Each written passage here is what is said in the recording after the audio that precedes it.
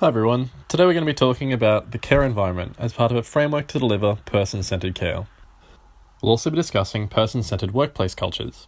There's a lot to cover, but don't worry, we'll be guiding you through it step by step. Let's begin. Person-centred care is essentially medical care that remembers that we're treating a person, not a disease. Things like taking into account a patient's rights, needs and wants, and treating them as an equal partner in the healthcare process. Person-centred care is based on values of kindness, compassion, respect, trust, and recognition. Person-centred workplaces are essentially just those that enable person-centred care, and really truly embody person-centred principles more than just lip service. An important distinction to make here is that person-centred workplaces are talking about patient needs and also about the needs of staff. We can't forget that staff are people too and have needs as well. So why are we spending so much time talking about person-centred care? Simply, it's part of being a nurse. The Nursing and Midwifery Board of Australia outlines standards of practice that we must abide by for our registration purposes, and those include providing person-centred care. From a patient perspective, person-centred care is about providing the best care possible for a patient at a time of great vulnerability. And person-centred workplace culture means providing a supportive work environment so that we can provide the best possible care.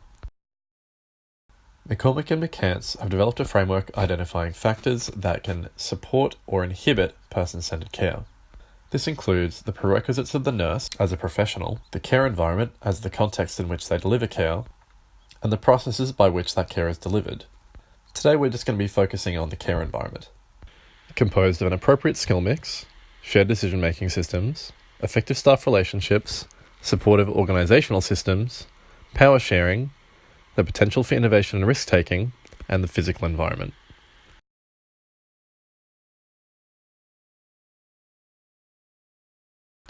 Let's start with an appropriate skill mix, primarily referring to the professionals making up a medical team. This could be physicians, nurses and allied health, and when it comes to nurses, you have registered nurses, enrolled nurses, assistants in nursing, and nurse practitioners.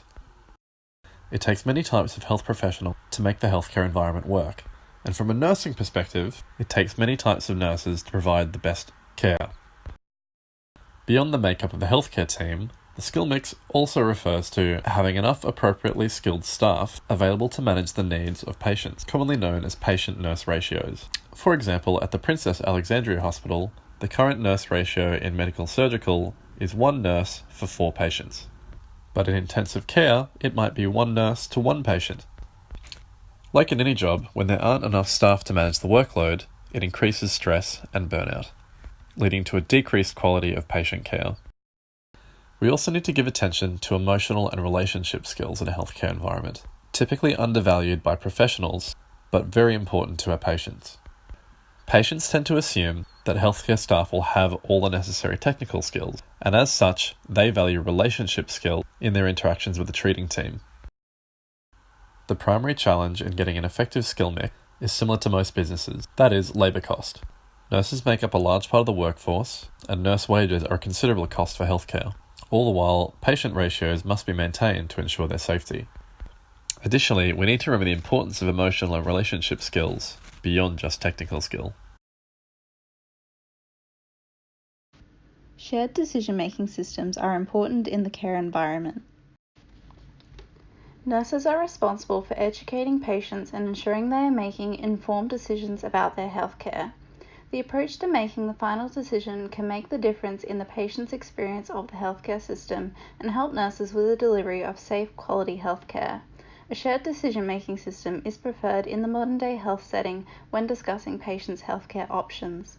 The shared decision-making system allows a patient to feel empowered and respected by being actively involved in their own healthcare decisions with their healthcare provider. It acknowledges the patient's preferences and allows for informed decisions from the patient. The most effective tools to support shared decision-making is the use of patient decision aids. They provide information to patients in a way they may find easier to understand. These may include DVDs, brochures, and internet sources. The use of decision aids have been associated with an improvement in communication, knowledge, and patient involvement. Information provided through decision aids can inform the patient about the risks and benefits about their treatment and encourages the patient to decide whether they need to seek further information or additional consultation. Shared decision-making is important in modern-day healthcare. However, for a variety of reasons, its implementation has not been without difficulty. It is important that evidence-based medicine is used for decision-making and that the use of decision aids supports shared decision-making, especially where personal values and preferences are sensitive. Staff relationships are a key part of any workplace environment. And keeping in the theme of person-centered care, McCormick and McCants noted that we shouldn't just be paying attention to the relationships we have with our patients, but with each other as professionals. Although staff may not necessarily always agree, it's important that their workplace encourages a culture of psychological safety, both for patients and staff. This means that both patients and staff are free to express their needs without fear of retribution. By supporting each other, nurses are better enabled and have lower levels of stress, leading to a healthier workplace culture and better care provided to patients. It's important to note that nursing as a caring profession should involve protecting the dignity of others, and again, that's both staff and patients. A practice initiative in this space is the Burford model of nursing, developed in Burford, Oxfordshire, England.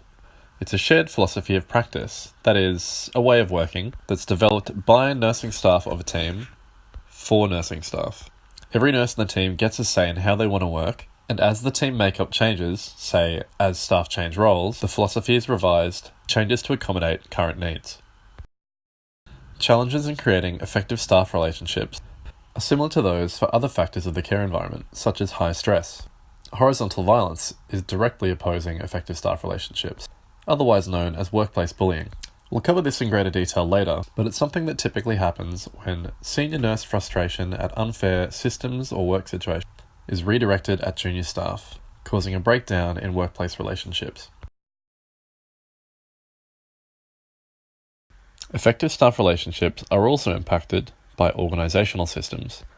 Supportive organisations are typically identified based on their trust of nursing care, meaning they trust nurses to make clinical decisions, be autonomous, and support each other professionally. When nurses feel supported, they're better able to provide effective patient care. Other practices that can support or inhibit nursing care can include the use of power, especially in the decision-making process, workplace flexibility when it comes to new ideas, and things like how feedback is given. If nurses want to try new techniques, like primary or team nursing, they will need the support of their organisation to do so. When there is conflict between teams, workplaces need an effective dispute resolution process to prevent the breakdown of an effective staff relationship. A practice initiative for this aspect of the care environment is Magnet Hospital accreditation. Magnet hospitals are recognised as leaders when it comes to supporting nursing practice, again by encouraging autonomy and clinical decision-making, so named because they act as magnets for nursing staff, increasing job satisfaction and staff retention. Notably, studies have shown that hospitals with magnet recognition tend to have better patient outcomes, highlighting the importance that person-centered culture has on both staff and patients. Organisational practice challenges are much broader, as due to cost and time restraints, changing organisational practice can be quite difficult. When it comes to having a supportive workplace, there's an increased importance placed on good leadership, as an effective leader can maximise the benefits of supportive organisational structures and minimise the negative impact of unsupportive organisational structures. The concept of power sharing is important to consider when developing shared decision-making and person-centered practice. The idea challenges the stereotypical hierarchical model of nursing by achieving the best mutually agreed outcomes through agreed values, goals, wishes, and desires. The concept allows staff to exercise their power whilst also being able to negotiate this power in relationships with others, including patients and their families. One of the biggest challenges to power sharing is horizontal violence within the nursing profession.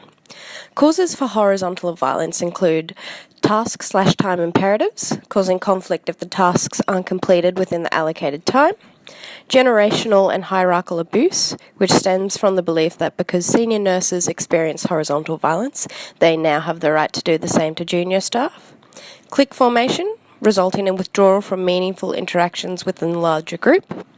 Low self-esteem. Aggression breeding aggression, which is where aggression is reinforced because it has been seen as getting results. And actor-observer effects, which is the justification of our own behaviours by factors out of our control, whilst judging others' behaviour as a result of their personal shortcomings. A good example of power sharing within a healthcare environment is the development of the shared governance model by a nurse unit manager within Alabama. The model was designed to increase participation and autonomy amongst all staff. The most significant goal developed in this model was the appointment of charge nurses from volunteer RNs to assist staff in the transition to shared governance. Interdepartmental meetings were held monthly, and with the advocacy of nurses through their charge nurses, this resulted in enhanced organisational involvement and commitment. So there's a potential for innovation and risk-taking in the care environment. McCormack and McCants define innovation and risk-taking as the exercising of professional accountability in decision-making that reflects a balance between the best available evidence, professional judgment, local information, and patient and family preferences. Professional autonomy is an important aspect of nursing practice, and it's imperative that nurses are facilitated in working autonomously to allow for this innovation and risk-taking. Autonomy is the independence, initiative, and freedom that we have in the workplace and in our role as registered nurses. There are 4 processes that form the foundation of innovation and risk-taking. 1. The facilitation of decision-making through information sharing and the integration of new information into established perspectives and care practices. 2. The recognition of importance of individual values for decision-making and of knowing how each person's values influence the decisions made. 3. The making explicit of intentions and motivations for action and the boundaries within which care decisions are set. 4. The creation of a culture of care that values the views of the patient as a legitimate basis for decision-making, whilst recognizing that the older person does not always need to be the final attributor of decisions. These processes are reliant on access to the best available evidence to support nursing practice and the decision-making processes. They are also reliant on the development of therapeutic relationships as part of patient-centered care, working with the patient and their family to identify needs and preferences and support decision-making with available evidence and professional judgment. The key leadership challenges for innovation and risk-taking is the support from the nurses in the work environment, the support for nurses to work autonomously in a psychologically safe work environment in a non-judgmental manner, where they're accessing the best available evidence to support their decisions and where they are provided with assistance where needed. Nightingale was a pioneer for nurse-led innovation and initiative. She forged the basis of many nursing practices we have today, such as hand hygiene. In 2016, the Gillette Children's Orthopedic and Surgical Unit implemented a nursing innovation of using magnetic signs for the delivery of visual and family-friendly medication education. These signs show the name, purpose, and side effects of the medication and prompt a dialogue between the families and the healthcare team. 89% of families said this innovation helped to improve their knowledge and awareness of side effects. This innovation ensures that parents are aware of the medications they will be administering to their children when they are discharged home and provides more knowledge and insight into their child's care. This innovation is now being implemented throughout the hospital and in time will likely be seen across the country. The physical environment relates to the things we see, smell, taste, and touch in the nursing environment. Drab clinical environments in the hospital do not promote healing, nurturing care, or belonging, nor do they support a person-centered approach to healthcare. Recently, we have seen an increase in the development and renovation of healthcare facilities, taking into consideration the aesthetics of the environment. The use of art, light, sound, and smells can activate sensory and emotional engagement, promote relaxation, and can lower patient anxiety levels. This can have a host of benefits on the patient's well-being. Research has shown the link between distraction therapy and the reduction of acute and chronic pain levels, especially with children. More than just aesthetics, the physical environment relates to the cleanliness of the environment and access to functional equipment, which both have a direct impact on patient recovery and well-being. Lack of access to clean facilities and equipment will see an increase in hospital-acquired infections.